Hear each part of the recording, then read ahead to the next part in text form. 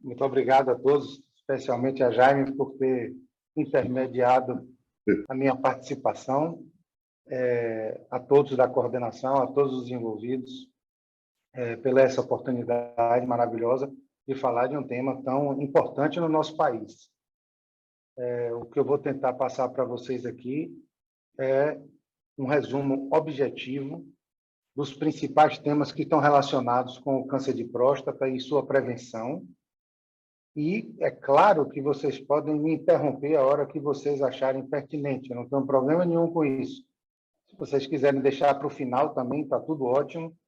Quanto mais perguntas chegarem até a mim, mais satisfeito eu ficarei por estar fazendo essa palestra. Não tenha dúvida nenhuma disso. Tá? Então, basicamente, eu queria dizer para vocês que o histórico do homem preocupado com câncer de próstata no Brasil tem mudado já há alguns anos. Na Bahia é um pouco mais recente. Eu acredito que por volta de uns 8 anos atrás a gente começou a perceber o interesse fantástico dos homens em se prevenirem contra o câncer de próstata, até mesmo porque logo depois desse período o câncer de próstata tomou o primeiro lugar do câncer mais comum no homem no nosso país. Então, a gente não está falando de um câncer raro, a gente não está falando de um câncer que não acontece. Como vocês vão ver, a gente tem uma perspectiva de 65 mil novos casos para o ano que vem, de acordo com o Instituto Nacional do Câncer. Eu vou mostrar isso para vocês. Então, é um assunto extremamente pertinente e talvez a maior mensagem que eu possa passar para vocês aqui é que o câncer de próstata é um câncer silencioso. Então, a gente tem que baixar um pouco o paradigma do passado, onde não haviam métodos de diagnóstico claros, e o paciente com câncer de próstata ele só chegava ao médico quando o câncer estava localmente muito avançado, levando aos sintomas. Então, o câncer de próstata ele só dá qualquer tipo de sintoma no homem quando ele está em um estágio extremamente avançado localmente. Tá? E a gente vai saber diferenciar isso com muita facilidade já já.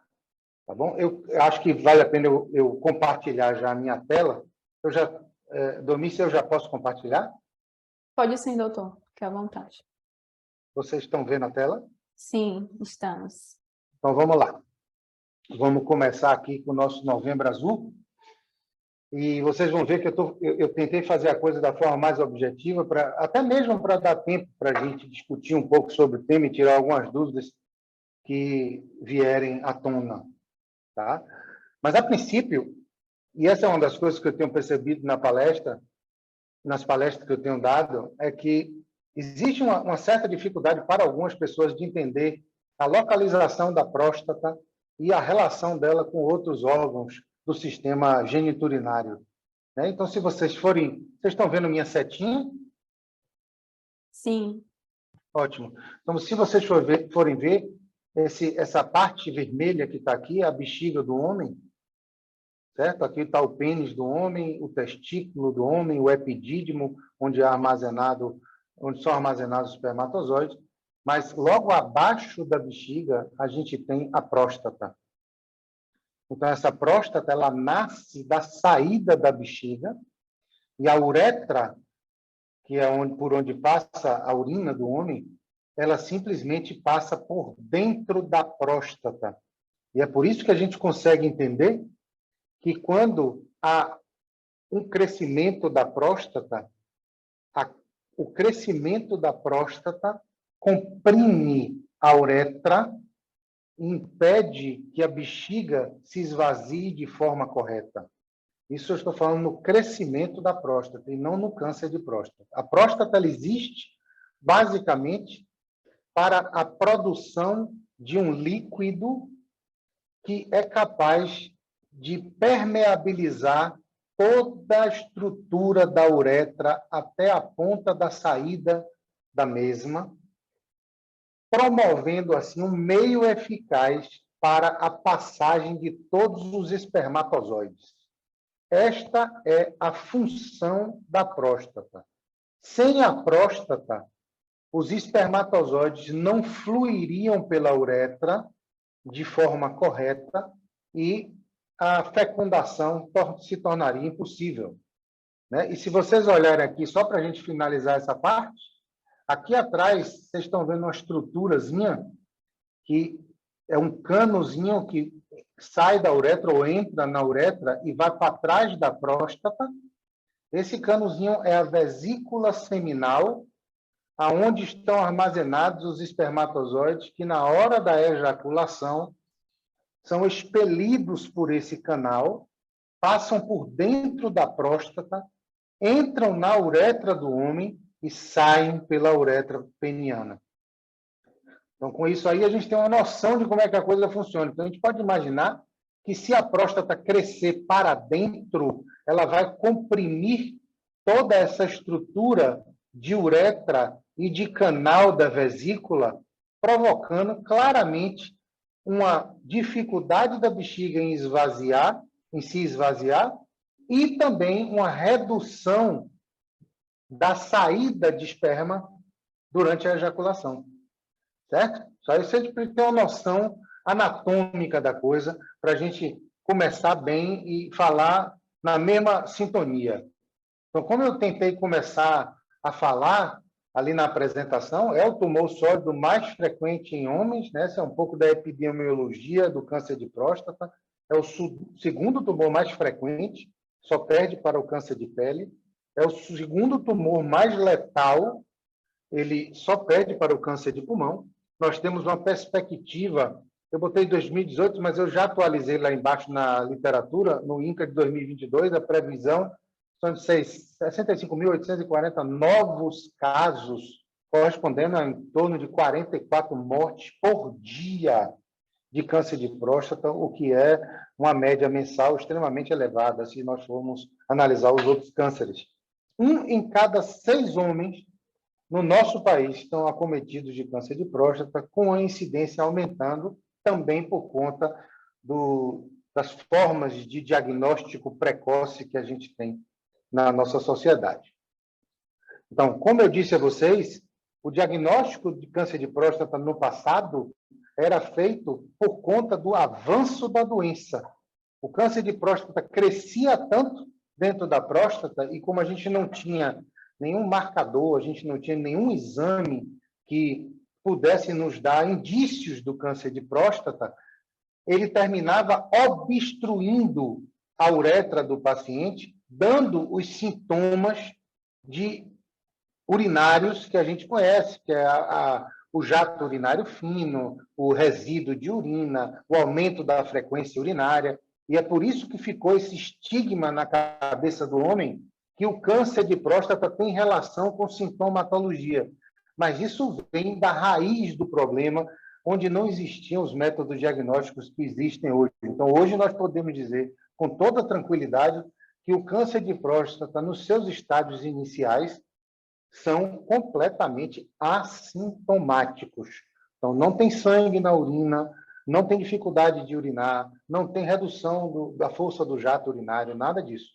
Justamente porque a gente consegue preventivamente identificar o câncer de próstata antes que ele se alastre pela próstata e os outros órgãos. Então, como eu disse a vocês, o câncer de próstata, em seu estágio inicial, não apresenta qualquer sintoma. Esse é o primeiro paradigma que a gente tem que romper aqui. A outra coisa que eu tenho percebido que é uma confusão na cabeça de muita gente é que o tamanho da próstata não tem absolutamente nenhuma relação com o câncer. Então, se o paciente tem uma próstata aumentada ou uma próstata pequena, isso não tem o menor significado para o urologista do ponto de vista de câncer. Isso tem significado do ponto de vista do crescimento da próstata, que acontece em 50% dos homens acima de 40 anos de idade, e é chamado de hiperplasia prostática benigna, como o próprio nome diz, não tem nada a ver com câncer.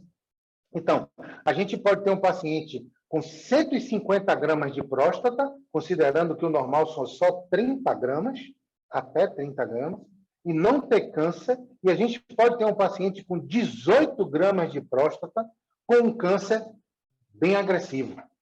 Então, a gente precisa deixar essas duas coisas bem claras. E agora vem a terceira coisa, que eu acho que é a mais importante de todas, porque isso é evidenciado no nível de conhecimento do profissional urologista e do profissional médico. A maioria dos profissionais médicos não tem essa visão desse terceiro tema que eu vou trazer para vocês aqui. Não existe valor de PSA normal. Isso é um engodo que foi se criado e já está destruído há muito tempo. Aquela coisa de você pegar o seu PSA, olhar o valor do laboratório e o laboratório dizer normal é até 2,5, normal é até 4.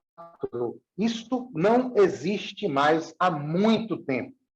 Então, eu conheço vários pacientes meus que vêm sendo acompanhados com outros profissionais de outras áreas, e quando eu pergunto a eles, e o PSA, como é que está? Ele fala, o PSA está normal. Como é estar normal? Ele está estável. Se ele estiver estável, a gente pode dizer que ele está normal. Se ele tem uma curva diferente do estável, a gente tem que ficar com a pulga atrás da orelha. E o que é que eu resumo nisso aí? É que cada homem tem o seu PSA. Não importa qual o seu valor, se esse PSA for mantido de forma estável, o risco de você ter um câncer de próstata é muito pequeno. Mas a gente vai destrinchar isso aqui um pouquinho mais. Aqui eu trago esse gráfico sempre, porque é uma coisa que corrobora com o que eu acabei de dizer para vocês, de certa forma. Essas são as 3 únicas e exclusivas formas de elevação de PSA no homem. Além dessas 3, eu não me recordo e não conheço outra. Tá? Então, você tem o câncer de próstata, a hiperplasia da próstata, que eu falei para vocês na estante, e a prostatite, que é uma entidade que representa uma inflamação ou uma infecção da próstata. E se a gente olhar esses gráficos, a prostatite é esse gráfico azul. Então, a gente vê que existe uma estabilidade do valor do PSA e, abruptamente, agudamente, esse PSA se eleva rapidamente e, em seguida, cai para o valor basal anterior. Então, vem aquela coisa, o paciente chega para você no consultório com um PSA de 10, que é um PSA relativamente alto, não importa a idade do paciente. Ele fica desesperado. Primeiro que ele vê o laboratório e diz o normal até 4. Meu Deus, eu já estou com mais do que 2 vezes o valor normal. E diz, além disso, eu não estou sentindo nada e meu PSA está nessa altura. Né? Então, o primeiro passo nunca é pensar que isso pode ser uma coisa maligna. E sim a gente excluir a possibilidade da gente estar tendo acesso a esse paciente justamente em um momento de pico de um processo inflamatório da próstata. E isso a gente pode fazer controlando o PSA a posteriori e vendo se realmente ele cai a valores normais. Às vezes o paciente, o PSA não cai e a gente tem que tratar essa prostatite com antibiótico, com anti-inflamatório, para ajudar um pouquinho essa queda do PSA. A hiperplasia prostática, que eu falei para vocês, que representa somente o crescimento da próstata, sem nenhuma relação com câncer, ela é representada aqui por essa linha laranja. E você veja que durante o período de tempo ou de idade do paciente, há uma elevação muito pequena desse PSA. Então, a gente não espera na hiperplasia prostática uma variação de PSA muito elevada, certo? Já no câncer de próstata, essa linha preta, a gente vê aqui um PSA basal normal, ou seja, normal não, estável, e a partir de um determinado ponto, esse PSA começa a subir e ele não para de subir mais. E essa é uma das características do câncer de próstata. Toda vez que o paciente faz o PSA, esse PSA está cada vez mais alto. E é isso que chama atenção a nós urologistas no que diz respeito ao câncer de próstata. Então, Rossi, se eu perguntar a você o seguinte, eu posso ter um câncer de próstata onde o PSA se elevou e, de repente, ele voltou a baixar de novo? Não, não pode. Então, se há uma elevação gradativa do PSA, a gente tem que ficar atento, porque isso pode estar se tratando de um câncer de próstata em desenvolvimento. E é aí que a gente pega ele no seu início. E é aí que a gente tem condições de ajudar o nosso paciente. Então, se a gente for levar em consideração o que as diretrizes nacionais e internacionais falam, a gente tem a seguinte referência aqui para o homem. A partir dos 45 anos de idade, os pacientes negros com história familiar positiva, ou seja, parentes de primeiro grau, tio, avô, irmão, pai, com câncer de próstata, o PSA deve ser iniciado nessa idade, com toque retal e anualmente. Ah, Rossi, mas meu urologista, ele pede o meu retorno a cada 6 meses ou a cada 3 meses.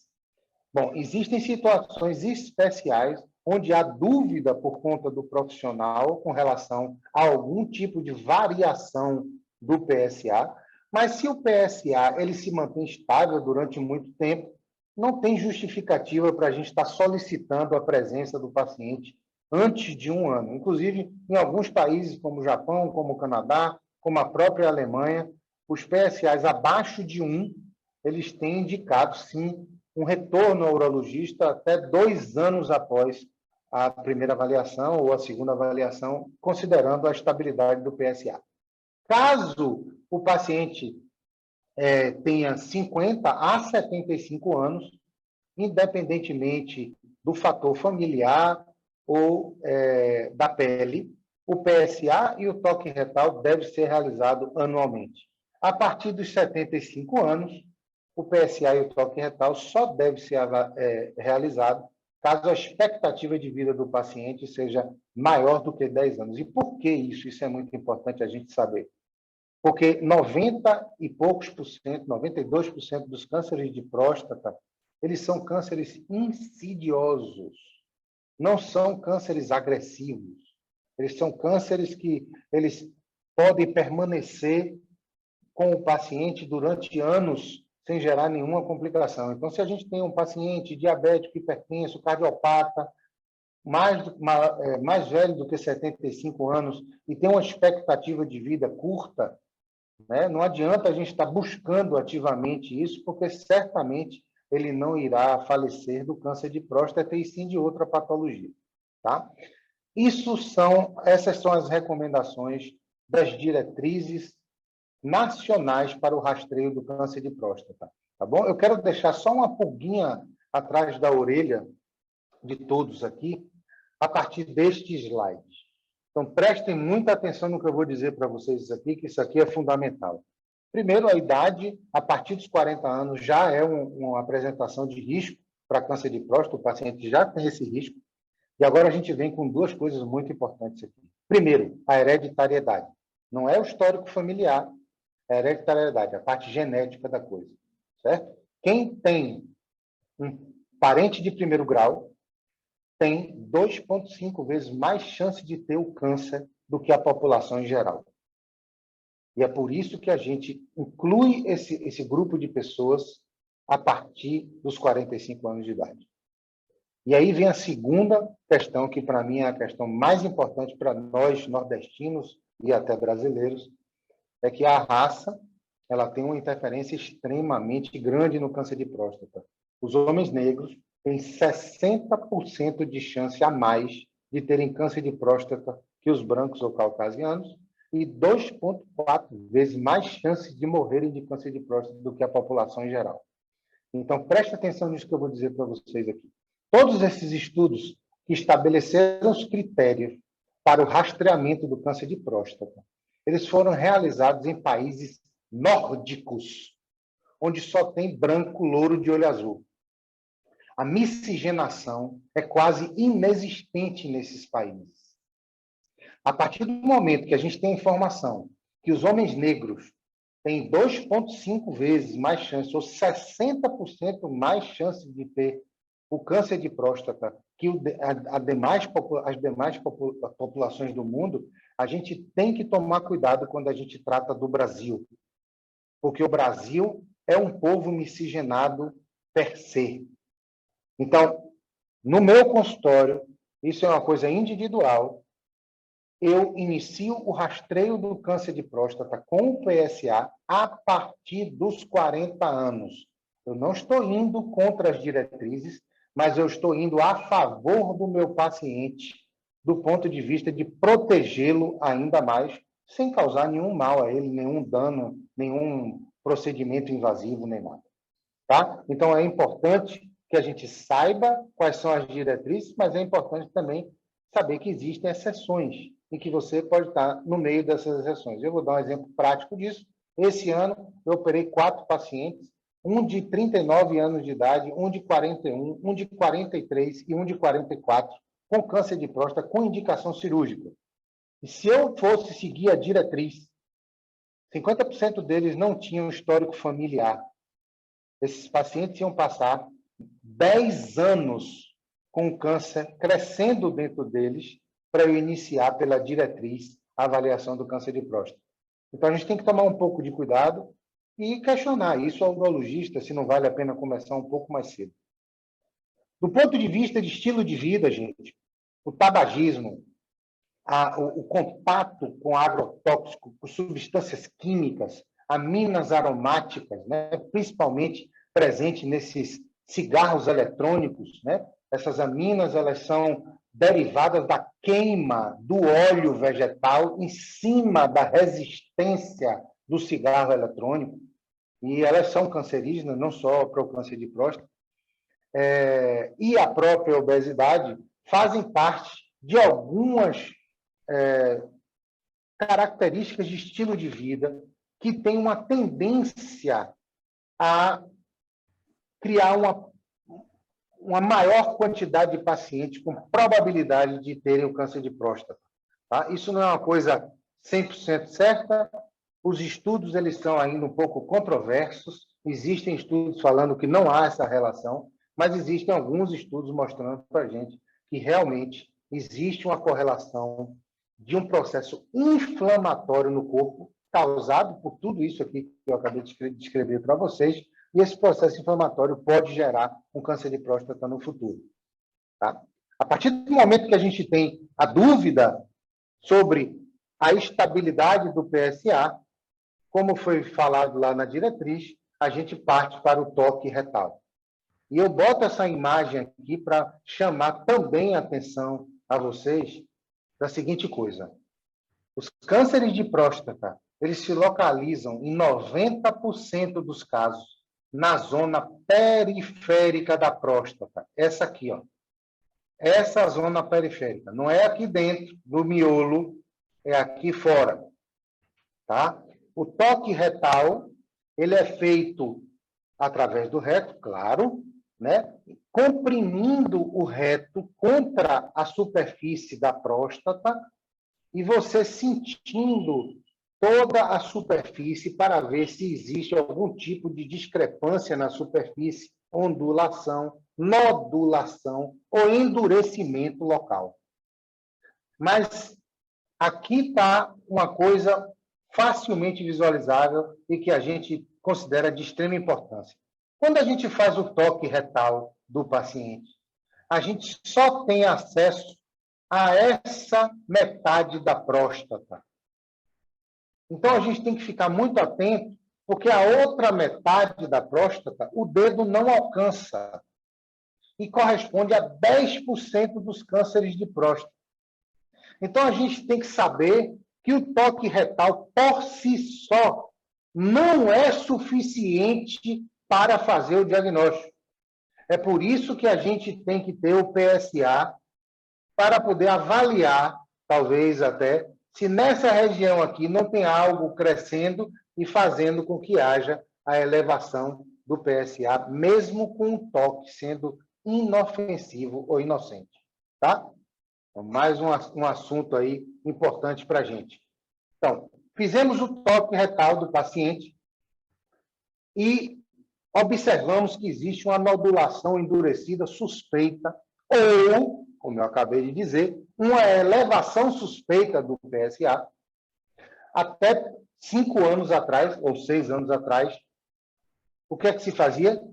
Encaminhava o paciente direto para a biópsia da próstata, certo? Hoje em dia isso não se faz mais.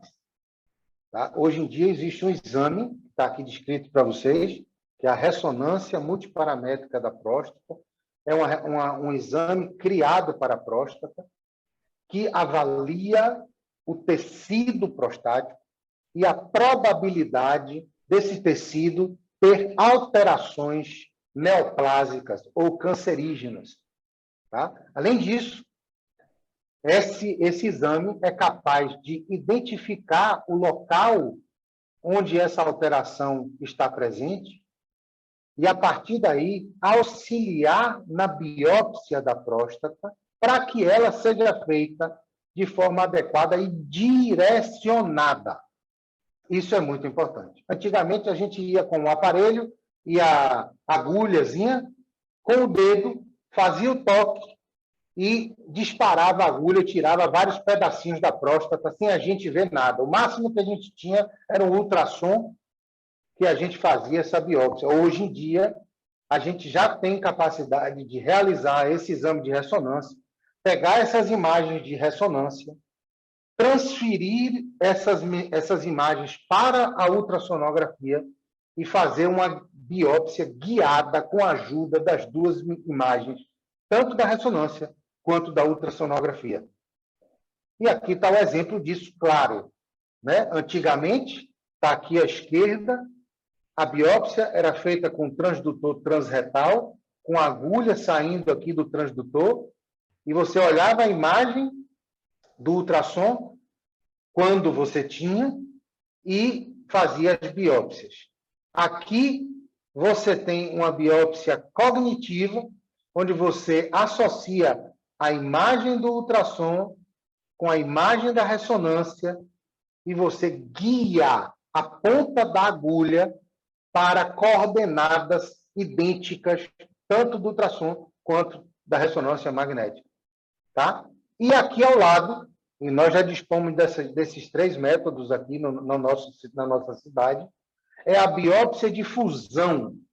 Essa é um pouco mais complexa, porque ela tem um braço de robô que é colocado o transdutor do ultrassom com a agulha, está aqui ela bonitinha, e as coordenadas das imagens da ressonância são colocadas nesse robô e a agulha vai exatamente no ponto da coordenada e faz a biópsia. Então, nós estamos mudando o paradigma da biópsia da próstata também. Então, nós estamos tendo a possibilidade de oferecer uma biópsia com muito maior acurácia e objetividade para o paciente, não perdendo a possibilidade de diagnosticar um câncer de próstata. Fizemos a biópsia. O paciente está com câncer de próstata, o que fazer agora? Essa é a grande pergunta. Chegou o diagnóstico, a biópsia foi encaminhada para o patologista chega e a gente recebe o resultado e vai conversar com o paciente. Momento extremamente delicado na relação médico-paciente, né? Hoje eu tenho travado uma batalha com o WhatsApp, porque os pacientes pegam o resultado da biópsia e me mandam o resultado da biópsia pelo WhatsApp para eu fazer algum comentário, e eu reluto muito em fazer qualquer tipo de comentário de biópsia pelo WhatsApp, até mesmo porque isso é um assunto que o homem tem que ter com o urologista dele, olho no olho, para saber todas as perspectivas que nós temos e tirar todas as dúvidas que possam ocorrer durante a conversa. Tá? Mas existe Uma coisa que a gente tem que entender do câncer de próstata. O câncer de próstata, como eu disse a vocês, ele é um câncer, na maioria das vezes, 92% das vezes, muito insidioso, muito calmo, muito lento. O crescimento dele é devagar. Então, a grande parte desses tumores são tumores pouco agressivos. São tumores em estágios iniciais, com uma baixíssima agressividade. E isso é uma coisa nova também que existe na urologia. Esses pacientes que são diagnosticados com tumores de baixa agressividade, em estágios iniciais, acometendo menos do que 50% dos segmentos da próstata, um PSA baixo, eles hoje em dia têm a opção de entrarem num programa que nós chamamos de vigilância ativa, que é única e exclusivamente o acompanhamento desse tumor através de controle de PSA e biópsias repetidas. O que significa isso na prática? Doutor Rossi, eu estou com câncer de próstata, meu câncer tem baixa agressividade. Eu não quero operar. Posso? Pode. Agora, para você não operar, a gente vai ter que controlar você de forma um pouco mais incisiva. Então, vai fazer seu PSA a cada 3 meses e vai fazer todo ano a biópsia de próstata. Por quê? Porque a partir do momento que a classificação de agressividade desse câncer mudar, a gente tem que tomar uma decisão com relação ao tratamento. Tá certo? Então, esse é um grupo que a gente chama do grupo do Gleason, que é a classificação da agressividade 6. Os pacientes que têm um Gleason 6 de próstata, baixa agressividade, estágio inicial, bem localizado, eles estão aptos a entrar no que a gente chama de vigilância ativa. Os demais pacientes, todos os demais pacientes até o momento, eles têm 2 opções terapêuticas que são importantes. Isso nós estamos considerando cânceres de próstata localizados, sem metástase, sem linfonodo positivo, que são as ínguas internas, nada disso. O câncer está localizado na próstata, a gente viu com a ressonância magnética, a gente viu com a biópsia prostática, e a gente não teve nenhuma evidência de que ele possa estar para fora da próstata. Mas, doutor Rossi, meu médico me pediu uma cintilografia óssea para eu ter uma noção se o câncer estava fora da próstata. Isso pode ser feito? Sim, isso deve ser feito a partir de um PSA acima de 20 em alguns países, na maioria dos países, e acima de 10 em alguns poucos países. Então, a partir de um PSA, vamos resumir, de 10 para cima, a gente faz uma cintilografia óssea, que é um raio-x do corpo inteiro, para avaliar se existe algum sinal de câncer de próstata fora da próstata. Do contrário, sendo o câncer de próstata um câncer localizado, a gente tem 2 opções de terapia. A primeira é a cirúrgica e a segunda é a radioterapia. Existem algumas outras terapias que também são preconizadas, mas não fazem parte do grupo principal curativo de câncer de próstata. Essas são as 2 principais em qualquer diretriz que a gente for olhar. Tá? E eu resumi aqui assim, está aqui a radioterapia, está aqui a cirurgia. Eu vou começar a falar da cirurgia, que ela se divide em 3. A primeira é a cirurgia aberta, que ainda é muito utilizada, ou seja, a cirurgia do corte, que ainda é muito utilizada não só no Sistema Único de Saúde, por às vezes não termos a condição de ter os instrumentários necessários para fazer os outros tipos de cirurgia, mas também por alguns pacientes que entendem que essa cirurgia, levando-se em consideração a experiência do profissional que trata dele, é uma cirurgia segura, e é uma cirurgia segura, com resultados excelentes, comparáveis a qualquer outro tipo de técnica. Tá certo? Mas também existe a cirurgia laparoscópica, que é a cirurgia da vesícula, que todo mundo chama que é cirurgia a laser, e que nunca foi a laser na história da medicina. Né? São só alguns palitinhos que tem que estar mostrando aqui, onde tem uma câmera, e que a gente não precisa cortar o paciente, A câmera entra aqui pelo umbigo do paciente e a gente consegue enxergar dentro do paciente como é que estão as coisas lá dentro. E com um prolongamento de nossas mãos, através de pinças longas, a gente consegue realizar a cirurgia sem precisar fazer nenhum corte no paciente, apenas os cortes pequenos para entrarem esses trocáteres ou esses prolongamentos das nossas mãos.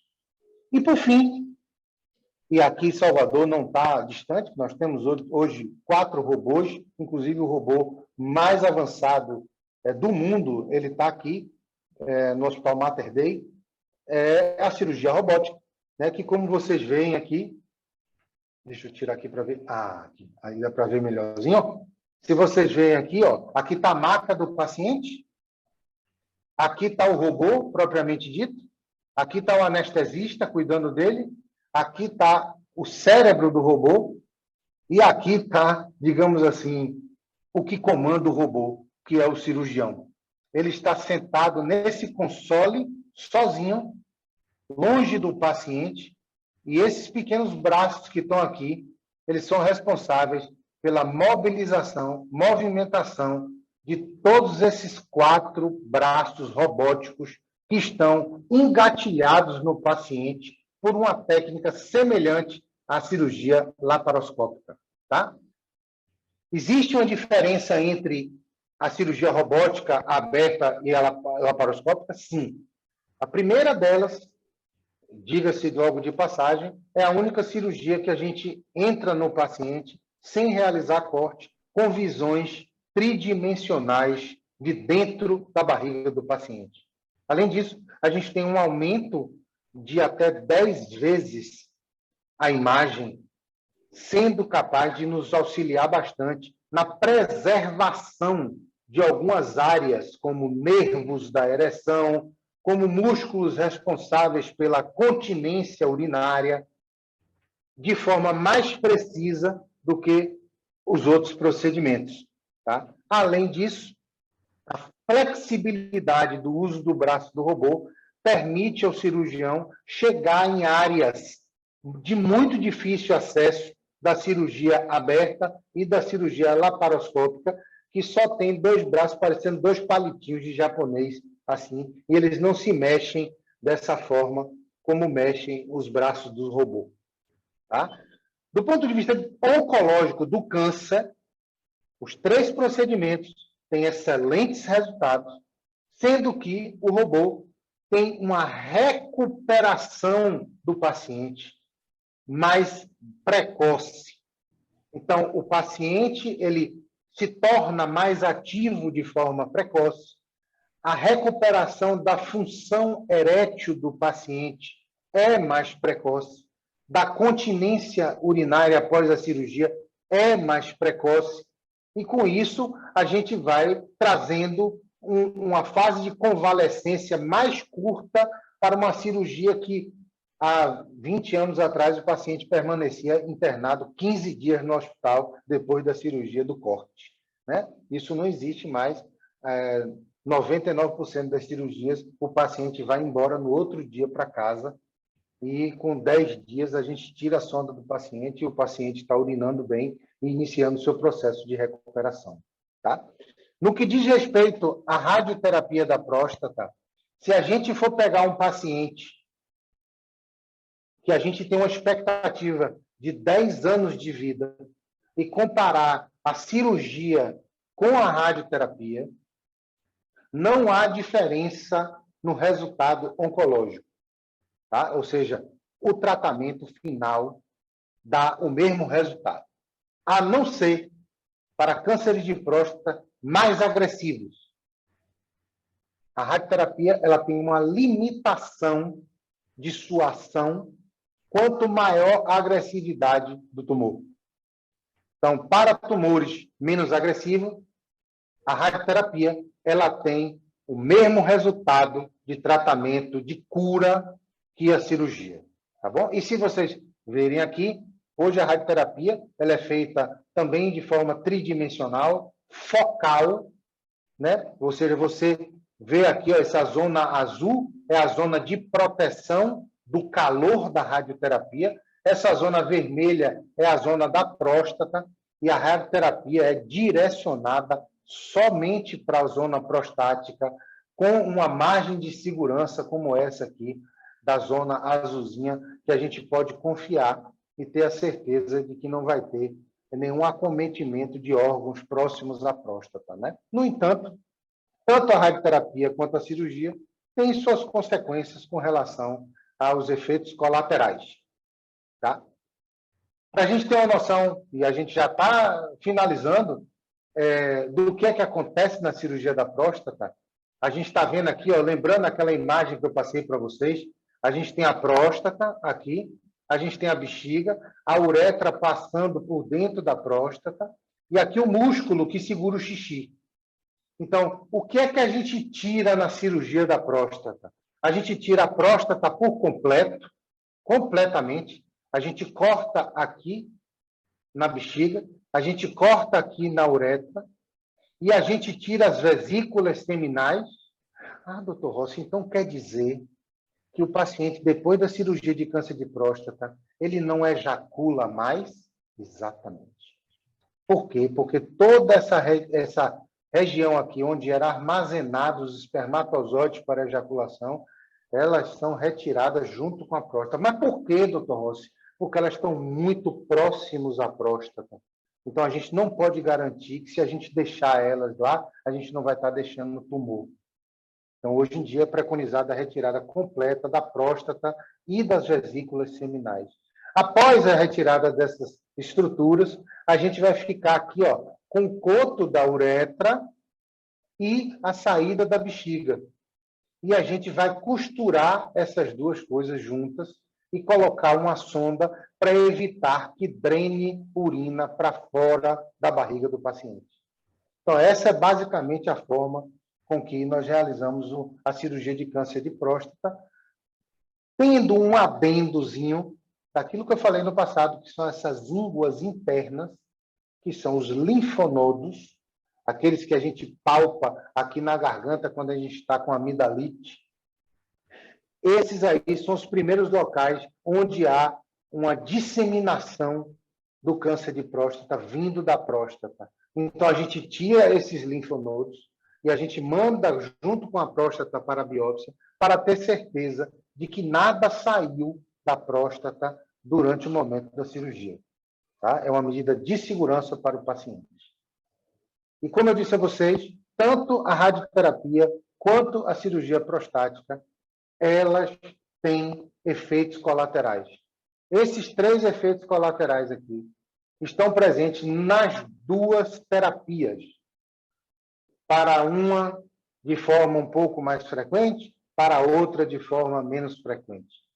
A primeira de todas, a impotência, que hoje na literatura gira em torno de 25% a 50% dos casos após a cirurgia, mas, diga-se de passagem, isso depende muito da situação do paciente antes da cirurgia.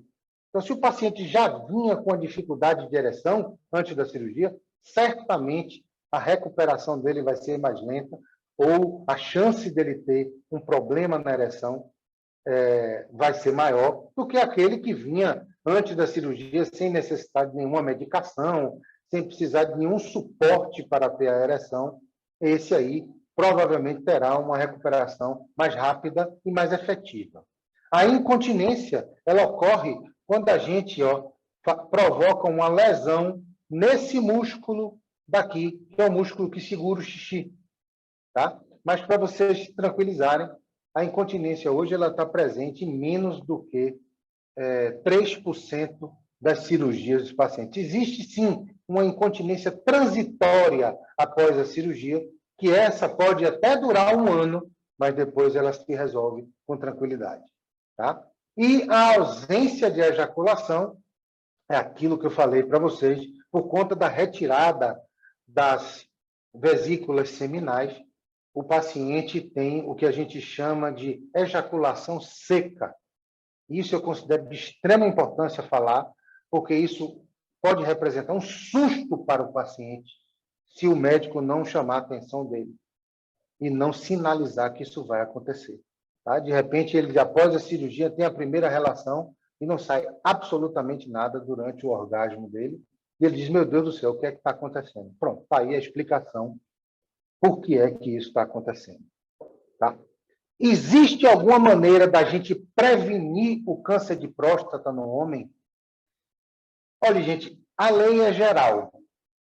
O que eu digo é, quanto mais saudável você for e quanto mais saudável você levar a sua vida, menos chance você tem de ter algum tipo de câncer. Essa é a única coisa que eu posso garantir para vocês, que pode reduzir a chance de você ter um câncer de próstata. Todas as outras coisas que vêm sendo publicadas, que são discutidas, elas são questionáveis, porque existem estudos mostrando que sim e existem estudos mostrando que não. Então, estilo de vida, com dieta, vitaminas, tomate, ingesta de semente de tomate, o próprio selênio, a quimioprevenção, que é você utilizar medicamentos para poder prevenir o câncer de próstata, a gente ainda não tem segurança para poder prescrever isso de forma objetiva para o nosso paciente, porque a gente realmente não tem como garantir isso para ninguém, tá? Inclusive, isso pode funcionar em alguns pacientes, em outros pacientes não pode não funcionar, e a gente não tem essa caracterização de quais vão responder bem e quais não vão responder bem. Com isso, gente, eu termino esse resumo geral aqui, falando para vocês desse assunto tão importante. Eu sei que eu me estendi um pouco, mas eu acho que foram informações objetivas, pertinentes e importantes para todos vocês, e me coloco em plena disposição para vocês questionarem o que vocês desejarem, inclusive falando daqueles outros assuntos que foram comentados aí sobre colocação de próteses, sobre como é a recuperação da impotência após a cirurgia. Fiquem bem à vontade comigo, é uma satisfação e eu quero mais uma vez agradecer a todos vocês por essa oportunidade maravilhosa de estar compartilhando com vocês conhecimento sobre esse assunto e esse tema tão importante. Muito obrigado. Alô, boa tarde. Boa tarde. Doutor Rossi, boa tarde a todos, aqui é Antônio Torres. Me tira uma dúvida aqui. O aumento da próstata, assim, de forma benigna, Sim. pode levar também o aumento do PSA? E outra pergunta seria o seguinte, quando faz a biópsia, aquelas consequências de incontinência e outras coisas que você falou, pode acontecer também? Respondendo a primeira pergunta, como eu mostrei naquele gráfico, a hiperplasia da próstata, o crescimento da próstata, leva a um aumento do PSA, mas de forma muito lenta. Okay. Muito lenta, certo? Então, a gente vê, no passar dos anos, 5, 10 anos, uma elevação, às vezes, menos de 1,5 pontos do PSA. Essa é a primeira coisa.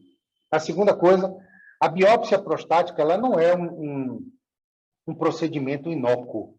Eu tenho muito cuidado com meus pacientes quando eu converso sobre biópsia prostática. Ela não leva absolutamente nada disso que você perguntou. Não leva a incontinência, não leva a impotência, nada disso. Porém, ela pode levar a uma infecção generalizada e ela pode levar a um sangramento tanto retal quanto urinário.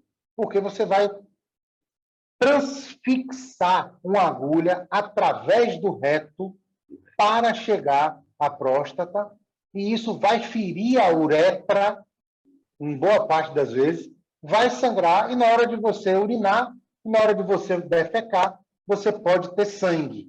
Tá? A infecção se dá principalmente quando a gente faz a biópsia em próstatas infectadas. Então, por exemplo, o urologista que não tem a segurança de dizer se a elevação do PSA que o paciente teve é por conta de uma prostatite, estão lembrados da prostatite, que é a inflamação ou a infecção da próstata, e fizer uma biópsia, ele pode disseminar aquelas bactérias que estão ali na prostatite de forma rápida para todo o corpo. Então, tem que ter uma certa segurança do profissional que está fazendo a solicitação da biópsia e o conhecimento dos pacientes com relação aos possíveis efeitos colaterais desse procedimento. Mas, basicamente, é isso. Tá, e só me desculpe aqui, só mais uma pergunta. Nada, bem. E para prostatite, como é que sabe que o paciente está com prostatite? Tem algum exame, ou Não. algum exame de sangue, alguma coisa? Como é que sabe que ele está com a prostatite? Então, a prostatite tem um diagnóstico clínico, né? Na maioria das vezes, a prostatite não dá sintoma também. Então, você pode ter uma elevação súbita do seu PSA por uma prostatite e não sentir absolutamente nada. E a única forma que a gente tem de controlar uma prostatite é a gente controlando o PSA e vendo que ele vai baixar. Sim. Se você vê que ele vai baixar, a gente tem uma certa segurança de dizer para o paciente que ele se trata de uma prostatite, até mesmo porque, como eu disse a vocês, o PSA no câncer de próstata ele não abaixa, ele sempre continua subindo. Ok, obrigado, muito obrigado. Nada, meu amigo. Pois não? Olá, senhor Cone. Tudo bem? Doutor Rossi, primeiro, parabenizá-lo pela forma didática, tranquila. Eu acho que alguns profissionais de saúde, de direito, de engenharia, pensam que seus pacientes são os idiotas, que não sabem de nada e tal. E o senhor, de maneira muito tranquila, eu, como professor, posso dizer isso, foi muito didático. Acho que o pessoal de medicina adoraria ter a primeira aula de urologia da forma que você apresentou. Obrigado, mas eu acho que, veja bem, eu, apesar dos 70 anos, né, já me submeto a isso já há alguns anos. E eu fiz uma raspagem há uns 15 anos atrás, é tão velho que foi no hospital que não existe mais, que é o Hospital Espanhol, na época com o doutor Juncal. Depois passou e tal, agora estou com o Romeu e tal. Mas eu queria focar um pouco, não no câncer, mas na hiperplasia benigna, com a história que eles chamam vulgarmente de raspagem, né? Sim, perfeito. E eu senti na pele um pouco, digamos assim, o resultado dessa raspagem, com diminuição da libido, com questão da idade, a própria ejaculação também quase que praticamente desapareceu, e a gente sempre invocado. Eu tenho um irmão que vive em Fortaleza, que também foi auditor, e com 80 anos ele fez agora a raspagem, né? E altamente preocupado com as consequências dessa raspagem. Eu queria, talvez, que o senhor esclarecesse um pouco mais, quer dizer, além do dito, a questão da raspagem e as suas consequências, quer dizer, que tipo de sintomatologia ele teria após essa raspagem? Porque muita gente confunde. O cara diz assim, tirei um câncer de próstata, mas, na verdade, o que ele fez foi uma raspagem. Às vezes o médico não orienta, dizendo, olha, você não está com câncer, está com uma hiperplasia benigna e tal, isso pode. Por isso, mais uma vez, lhe parabenizando, gostaria de esclarecer. Obrigado. Uma pergunta fantástica. E como eu sei que essa pergunta sempre chega, eu uso sempre a tangerina como exemplo para tirar essa dúvida, certo? Então, olha só, vamos considerar que a tangerina é uma próstata. Então, a gente tem a casca da tangerina e a gente tem os gomos da tangerina, certo? Quando a gente está falando de hiperplasia da próstata, a gente só trata os gomos. A gente só tira os gomos, a gente só raspa os gomos, a gente só vaporiza os gomos. E a gente deixa a casca da tangerina intacta. E como eu falei para vocês lá no começo, 90% dos cânceres de próstata são na periferia, ou seja, são na casca.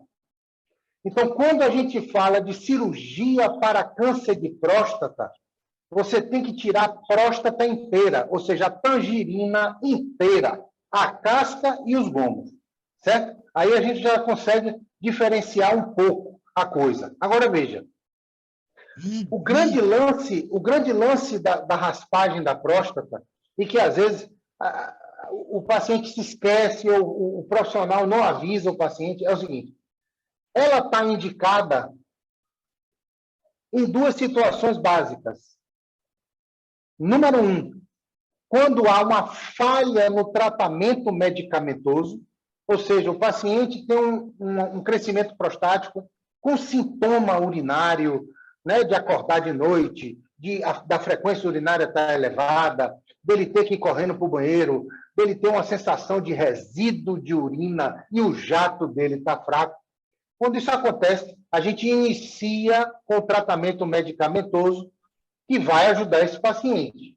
Porém, isso é transitório. Nenhum tratamento medicamentoso para hiperplasia da próstata é definitivo. Vai chegar uma hora que o remédio não vai fazer efeito e aí sim está indicada a raspagem da próstata.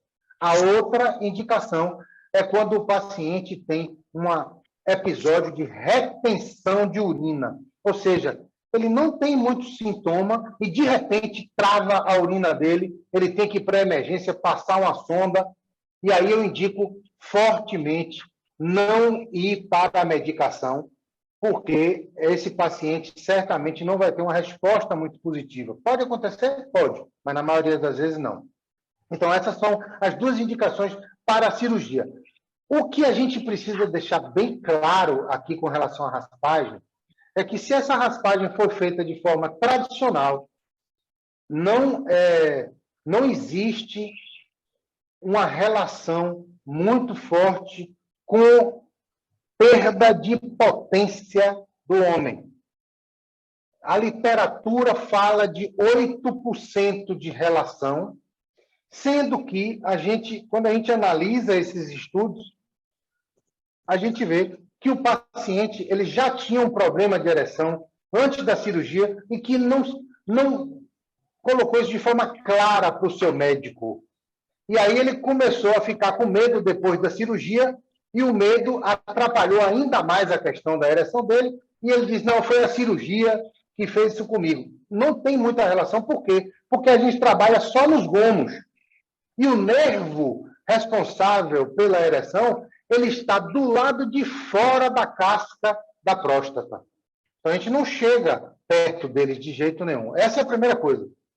A segunda coisa é que, quando a gente faz a raspagem, eu acho que essa é a mais importante, a gente tem que avisar o nosso paciente que a próstata dele vai voltar a crescer impreterivelmente. Não tem o que discutir. Depois de 5 anos a 10 anos, a próstata dele, inclusive, pode voltar a ficar maior do que era antes da cirurgia. Isso não significa que ele vai ter que operar de novo, mas significa que ele tem que estar ciente que existe essa possibilidade. Então, essa é a segunda coisa que eu acho que é importante. A terceira coisa é que, como a gente raspa os gomos, vocês estão lembrados daquele canalzinho que eu mostrei, saindo da vesícula seminal, passando por dentro da próstata e desembocando na uretra? Esse é raspado junto. Então, existe uma redução absurda no volume do esperma do paciente por conta disso. Existem outras teorias que justificam isso também, mas essa é uma das principais. Né? Por conta disso, após a cirurgia da raspagem da próstata, o paciente tem uma queda de volume gigantesca. Me atrevo até a dizer que é um paciente que dificilmente poderá engravidar a sua parceira, a sua esposa, depois da cirurgia, porque a quantidade é muito pequena e, com o passar do tempo, ainda diminui mais ainda. Acho que esses são os 3 pontos importantes aí sobre a disfunção erétil, a questão da ejaculação e a questão do crescimento, do novo crescimento da próstata após a raspagem. Eu espero ter respondido, senhor. Com certeza. Eu queria, não impedindo que os colegas também perguntassem, alguém falou que você também fala da reposição hormonal, né? Esse é um outro tema que também está mexendo um pouco aqui com a minha cabeça. Faz, não faz, faz, não faz, faz, não faz. Então, eu vou fazer isso... Deixar para lá. Mas eu posso fazer isso de forma bem reduzida, bem resumida para o senhor.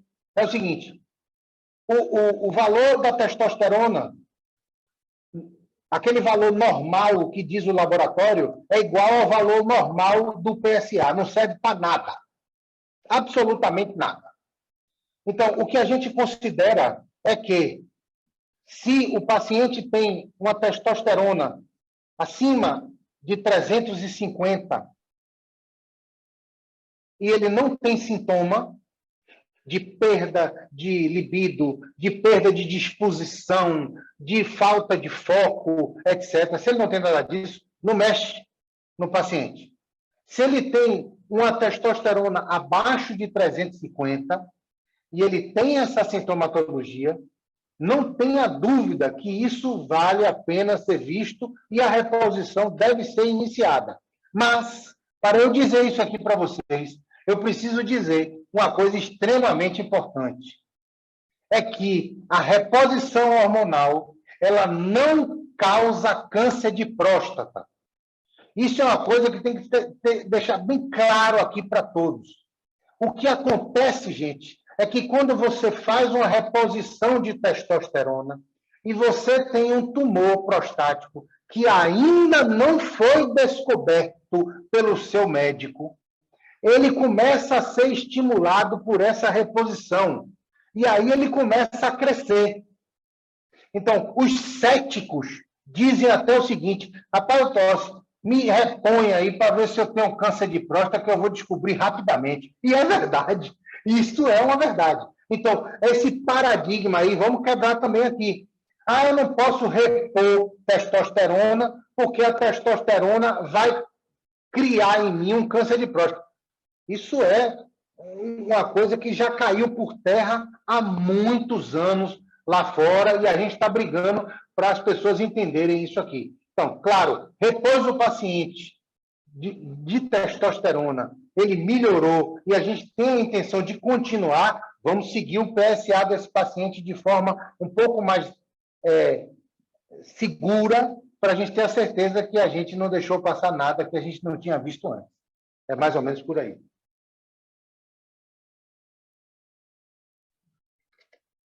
Bem, doutor, Oi, senhor Rosário. quero usar as palavras de Elcônio, também lhe parabenizar. Obrigado. Palestra excelente. E queria lhe fazer a seguinte pergunta. Pois não. Constatada o aumento da próstata, o médico começa a passar aqueles medicamentos preventivos, né, para reduzir, para que o fluxo urinário volte à normalidade. Isso. E esses medicamentos é para o resto da vida. Não, não chega, não. Não, né? Essa Mas foi a minha vamos lá. informação. Eu lhe pergunto, Mas a constância dessa medicação pode levar ao câncer de próstata ou não? Ou tem alguma Não, causa e efeito? muito pelo contrário, muito pelo contrário. Existem 2 estudos na literatura que falam que a finasterida, que é uma das medicações que a gente usa e que muita gente usa para queda de cabelo, né? É a mesma, só que em dosagem diferente.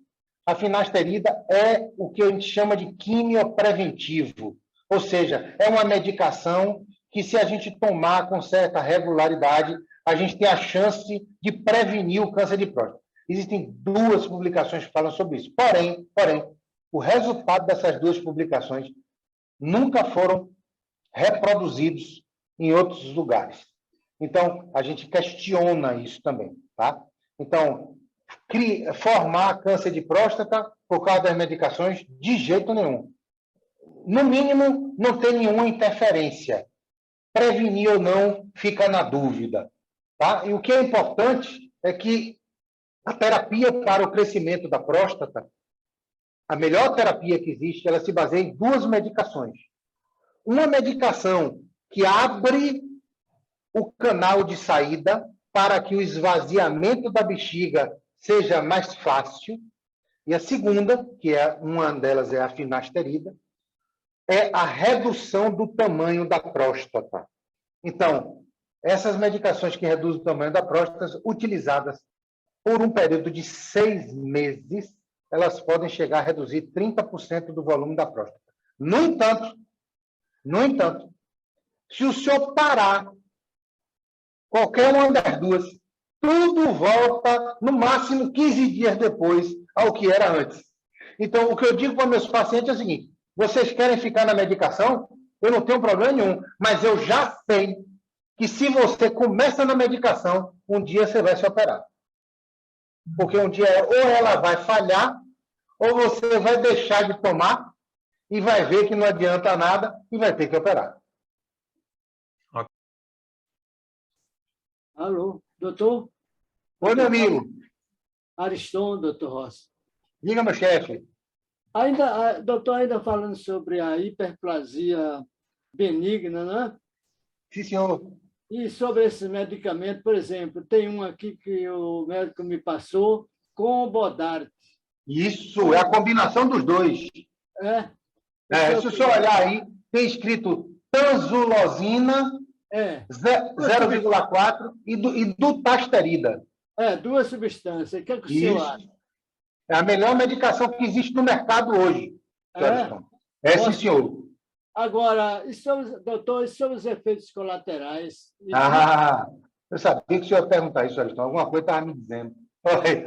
Em um percentual, eu diria hoje na literatura, em torno de 30% dos pacientes que fazem uso dessas medicações combinadas têm queda de libido. Certo? Então, você tem uma quedazinha de libido, sim, com o uso dessas medicações. Além disso, você tem uma redução importante no volume do ejaculado. Então, da mesma forma, igual a cirurgia, a mesma coisa acontece com a medicação. Você tem uma redução. Não é tão violenta quanto a cirurgia, mas você reduz bastante a quantidade de esperma. O que o senhor acha, assim, tomar durante um período e parar, 6 meses e parar? Não gosto, não, porque isso é dinheiro jogado fora. Se o senhor tiver que tomar, o senhor tem que levar adiante o barco. Se o senhor parar, com um mês depois que o senhor parou, a próstata já quase voltou ao tamanho normal e as queixas do senhor vão voltar. Existe, porém, senhor Ariston, alguns pacientes que insistem nisso. Doutor Rosa, eu vou tomar aqui seus 6 meses que o senhor me pediu e depois eu vou dar uma paradinha. Eu não me incomodo tanto com isso, não. Não é o correto. Mas eles sabem administrar a coisa de forma correta. Eles tomam 6 meses, aí param. Quando eles começam a sentir que a coisa está voltando de novo, eles tomam de novo na medicação. E assim vai, entendeu? Eu não tenho nada contra, mas eles só vão estar protelando uma coisa que, para mim, já é certa, que é a cirurgia. A cirurgia. Agora, o senhor acha que só existe esse efeito colateral da ejaculação ou tem mais algum? A libido, que eu falei para o senhor. A libido, Tem da libido, já se sabe. Isso. A questão da ejaculação e, sim, a tanzulosina, ela foi inventada como um antihipertensivo. Então, ela foi criada para tratar pressão alta. E descobriu-se que ela tem muito pouco efeito na pressão da maioria dos pacientes. Mas todo mundo que fez parte do estudo começou a urinar melhor. E aí eles começaram a perceber que essa medicação tinha mais efeito na micção do paciente do que no controle da pressão. Porém, existem alguns pacientes, eu tive um hoje no meu consultório pela manhã, que iniciou a tanzulosina e ele começou a ficar tonto depois que ele iniciou o tratamento, tirou sua própria pressão e viu que ele tinha baixado 2 pontos de pressão, ele estava com uma pressão de 10/7, mais ou menos, aí me falou isso, eu falei, não, suspenda, porque esse é um outro efeito colateral, sim. Pode reduzir a pressão arterial. Pode, sim, senhor. E eu já tomo remédio para isso. Aí, tá vendo? Tem que ficar atento. E é por isso que a maioria dos urologistas pede para tomar esse remédio de noite. Porque se a gente ficar tonto dormindo, não acontece nada. Tá bom. Obrigado, doutor. Valeu. Nada, meu amigo. Obrigado. Nada, meu querido. Temos mais perguntas? Se não, eu acho que a gente pode passar a palavra para a dona Eliette. Pode abrir seu microfone, dona Eliette. Só, desculpe aqui, Antônio, novamente. Só a última pergunta. A gente está tirando o seu couro, né, doutor Rossi? Oxe, não tá pouco, rapaz. Eu achei que era mais.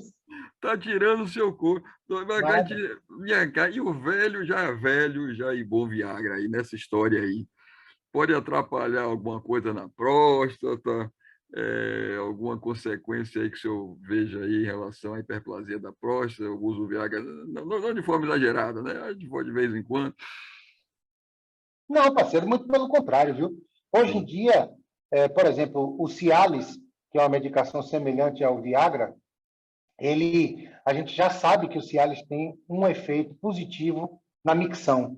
Tá. Então, às vezes a gente pega o paciente, bota a combinação daquelas duas medicações que eu falei, né, que o senhor Ariston deu o exemplo aí do Combodart, e a gente bota o paciente para tomar um Cialis 5 miligramas diariamente.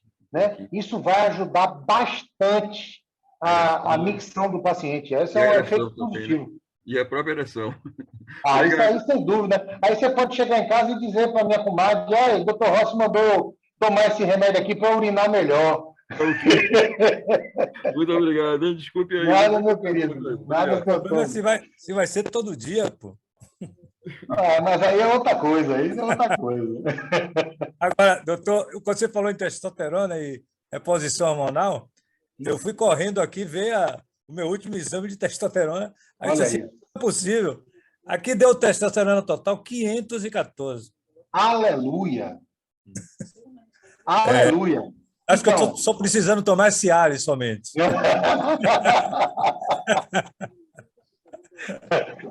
Aí é possível também. Muito obrigado. Desculpa. Eu que agradeço. A prótese peniana, né? Só finalizar aqui, talvez. A prótese peniana, eu sou um entusiasta da prótese peniana, viu, gente? Então, eu sou muito suspeito para falar de prótese peniana, porque eu boto prótese peniana toda semana. É muita, não é pouca, não. Então, tanto a maleável quanto a inflável, né? Se eu soubesse que eu podia falar disso aqui, eu trazia elas aqui para mostrar para vocês. Vocês iam gostar de ver como é que elas funcionam. Mas a prótese peniana, ela só está indicada quando há uma falha de todas as terapias conservadoras possíveis. Então, a gente vai para o remédio, a gente vai para a bomba a vácuo, que muita gente aqui nunca ouviu falar do seu urologista, mas eu uso com muita frequência. Muita gente, depois você vai para a injeção intracavernosa de substâncias vasodilatadoras, como a prostaglandina, e depois disso aí, caso não haja um resultado satisfatório, é que a gente entra para a prótese. Eu tenho duas coisas a falar sobre a prótese. Tá? A primeira coisa é uma frase de um paciente meu, que ele disse o seguinte: doutor Rossi, o senhor já se imaginou com 70 anos tendo a segurança na relação de um menino de 15? Esse sou eu hoje. Então, a prótese, ela realmente nunca falhará com o paciente. Ele estará sempre pronto para entrar em atividade. Eu não diria nunca sempre disposto, porque a disposição vem daqui de cima. Tá? Mas a questão física é 100% para o resto da vida. Essa é a primeira coisa. A segunda coisa é que a prótese peniana ela representa um procedimento que tem, sim, suas complicações e que a gente tem que conversar bastante com o paciente, inclusive redução do tamanho do pênis, redução da espessura do pênis, né? Uma dificuldade no manuseio da prótese. Isso é uma conversa relativamente longa que a gente tem com nossos pacientes para poder esclarecer esse tipo de coisa. No entanto, o que eu considero mais importante na colocação da prótese peniana é que a parceira ou parceiro do paciente estejam preparados para o que está por vir. Porque, às vezes, a gente coloca uma prótese em um homem e o seu parceiro ou sua parceira, elas não estão no mesmo nível de frequência que eles. E aí eu já vi muitos comentários de esposas e parceiros de pacientes meus tristes com a decisão de ter colocado a prótese. E é por isso que, hoje em dia, eu só coloco a prótese em qualquer um se a esposa ou parceira ou parceiro vierem para a consulta para eu poder deixar claro o que é que vai acontecer depois da cirurgia. Acho que esses são os dois temas principais. Vamos falar, né? Vamos agradecer a doutor Rossi. Doutor Rossi, muito, muito, muito obrigada por essa brilhante palestra. Eu fiquei aqui entusiasmada. pena que as mulheres não estão participando, né? Uma coisa que me deu felicidade, colegas, foi assim, vocês estarem presentes, participando. Isso muda toda aquela visão que dizia assim, o homem não se cuida. Tudo bem que é um universo pequeno, é um universo diferenciado, é um recorte, mas eu acho que o homem está se cuidando, né? Eu tenho informação, doutor Rossi, do volume de amputação peniana que ainda acontece no Brasil. E é triste, né? É Por muito causa de triste. câncer de pênis, né? Por conta do câncer de pênis. Então, e quando o senhor traz essa possibilidade da prótese peniana, quando eu vejo assim, os colegas procurando aprender, se informar, se inteirar, com uma brilhante palestra de alto nível, o senhor realmente um show. Gente, dona Leandro, que nada, minha Show amiga. mesmo. Muito, muito, muito obrigada. Eu acho que a diretoria, tenho certeza que a diretoria de aposentados cumpriu mesmo, né, a tarefa de trazer uma pessoa tão brilhante com a colaboração de Jaime, é óbvio, mas foi brilhante, porque a nossa diretoria prima por isso, por levar esse tipo de informação aos nossos associados. Muito obrigada, doutor. Eu que agradeço a todos vocês. E aí, Josias, você poderia, substituto do nosso presidente, agradecer ao nosso doutor, ao nosso mestre aqui? Nossos agradecimentos ao Dr. Roberto Rossi pela brilhante apresentação, pelos conhecimentos médicos científicos aí, com todos os esclarecimentos claros aí, que muito vai nos ajudar a entender, a prevenir, a cuidar, né? Inclusive porque todos estamos suscetíveis de passar por essas situações e, quando esclarecidos, é muito mais fácil o cuidado, a prevenção e o tratamento.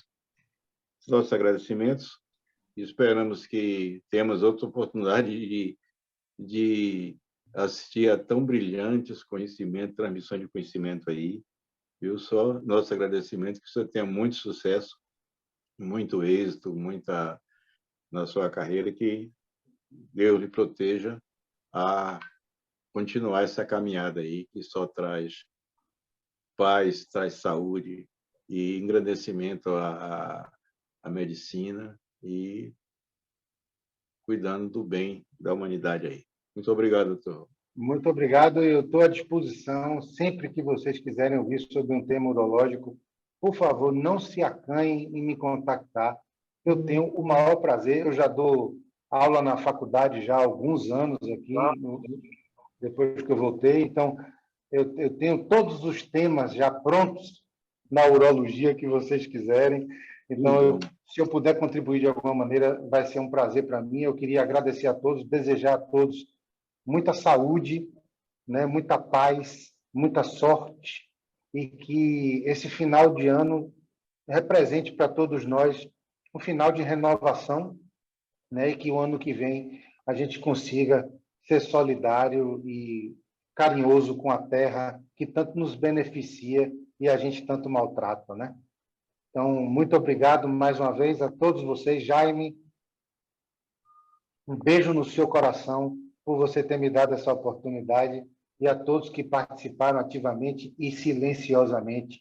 Uma excelente noite para vocês.